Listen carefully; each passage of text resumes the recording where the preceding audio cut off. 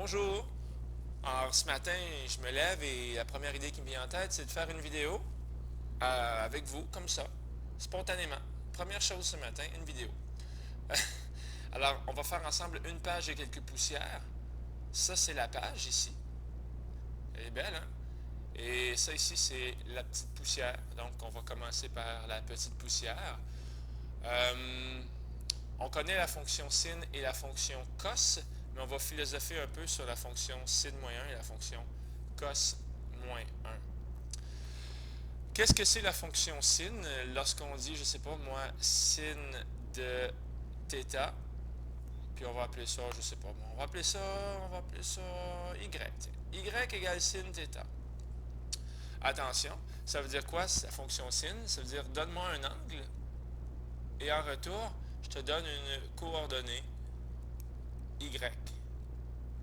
Comme ça. Je te donne une coordonnée y. Et je crois que ça a été expliqué souvent. Hein? Alors, on se promène comme ça sur le cercle trigonométrique que je tente lentement de dessiner. Voilà. Alors, on se promène sur le cercle, puis on se promène. Pop, pop, pop, pop, pop, pop, on arrête ici. On a fait un certain angle, comme ça. Ça, c'est mon angle. Et on s'intéresse à la coordonnée, pas la coordonnée x, mais la coordonnée y. Donc, la variable indépendante, c'est un angle, et la variable dépendante, c'est une coordonnée y. OK, on pourrait l'appeler f, hein, cette machine-là. Oui, oui, la machine f, qu'est-ce qu'elle fait? À θ, elle associe le sin de θ. Ouais, ça peut s'écrire comme ça, mais on n'écrit pas ça souvent comme ça. Ici, je vous présente la machine G, tiens, évidemment. À θ, j'associe cos θ. Bon, on se nourrit d'un angle, puis évidemment, c'est un x qui va nous sortir au bout de la machine, comme ça et comme ça. Je crois que ça, c'est quelque chose qui a été répété. Alors, c'est pas là-dessus que je vais donner ma petite nouvelle leçon de vie aujourd'hui, mais il y en aura quand même une. On va donner une leçon de vie sur le contraire, dans le fond, sin-1 et cos-1. Alors, qu'est-ce que ça veut dire, la fonction sin-1? Mais la fonction sin-1, c'est le contraire. Je te donne une coordonnée y et tu me donnes un angle. C'est ça, hein? Lorsque j'écris, par exemple, tiens, allons-y tout de suite, sin-1 de 1/2. Lorsque j'écris sin-1 de 1/2, je suis en train de demander à la calculatrice, per favor, s'il vous plaît, donnez-moi l'angle, parce que je cherche un angle. Donnez-moi l'angle qui fait que le sinus vaut 1/2. Là, vous allez dire, c'est facile. On le connaît, cet angle-là. On n'a pas besoin de la calculatrice. C'est un angle d'environ, ben, pas environ, c'est un angle de 30 degrés. Tiens, on est de retour en degrés ce matin. Parce qu'à 30 degrés, c'est racine de 3 sur 2 et 1/2. Donc, ce que j'essaie de vous expliquer, c'est que si vous tapez sur votre calculatrice sin-1 de 1/2, vous êtes en train de chercher un angle. OK? Alors, tiens, revenons à tantôt. Lorsqu'on tape sin, on cherche la coordonnée y. Et lorsqu'on tape sin-1, on cherche un angle.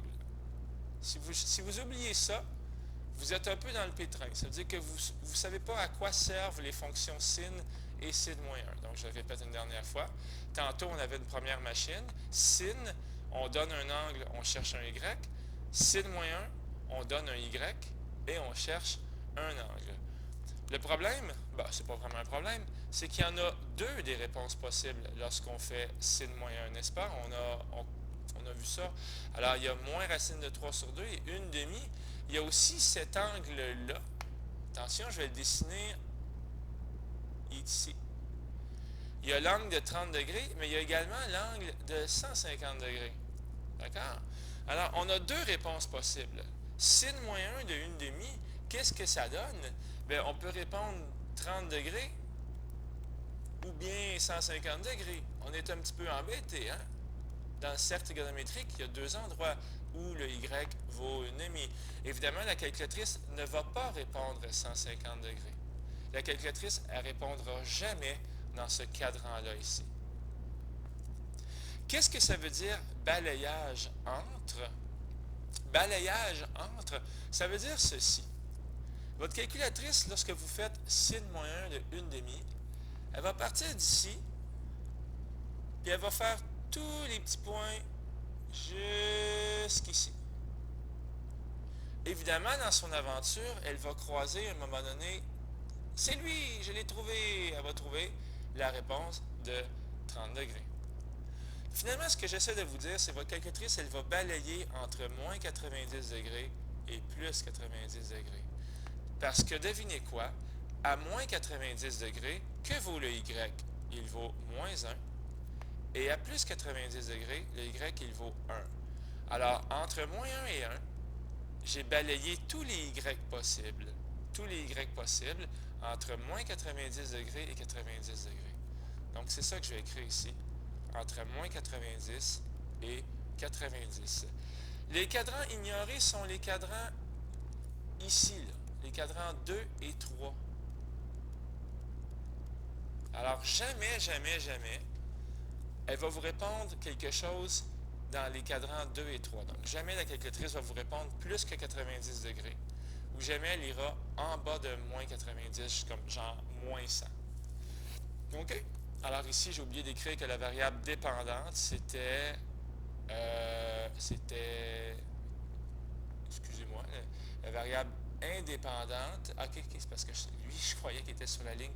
La variable indépendante, c'est une coordonnée y, et la variable dépendante, c'est un angle. Bon. Ce côté-là, ici, je l'ai fait en degrés, mais le principe est le même, t'sais. On va y aller maintenant en radian. Ici, lorsque je fais cos moins 1, ok, alors si je fais cos moins 1 de racine de 2 sur 2, bien racine de 2 sur 2, c'est quoi? C'est une coordonnée x, et j'avais cherché un angle.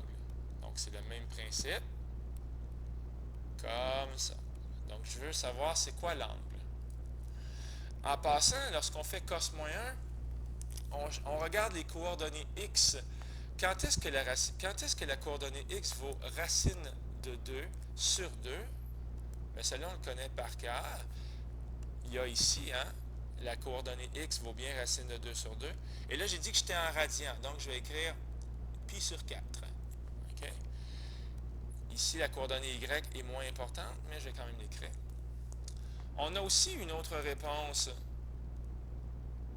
Tiens, on a moins pi sur 4 qui est ici. On va l'écrire là. À moins pi sur 4, j'ai également, tiens, on va le barbouiller là. À moins pi sur 4, j'ai également racine de 2 sur 2 pour la coordonnée x qui est ici. Alors, laquelle que la calculatrice va donner? Est-ce qu'elle va vous donner pi sur 4 ou moins pi sur 4? Bien, c'est simple. Si je fais cos moins 1 de 45 degrés, elle va me répondre cos moins 1, pas de 45 degrés, mais de racine de 2 sur 2. Ah là là, petite erreur. Bon, elle me répond 0,785. Ici, 0,785. Vous savez, c'est sa façon à elle de me dire que c'est pi sur 4. C'est sa façon à elle. Elle m'a donc répondu pi sur 4. Elle ne m'a pas répondu moins pi sur 4. Finalement, ce que je tente de vous expliquer, c'est que ce cadran-là ici va être ignoré. Alors, les cadrans ignorés sont le cadran 4. Et quel est l'autre cadran qui est ignoré? Ça va être le cadran 3. Le balayage, tantôt, se faisait comme ça. Stop. Parce que de là à là, les Y prenaient toute leur étendue entre moins 1 et plus 1. Cette fois-ci, avec la fonction cos moins 1, le balayage est comme ça. Stop.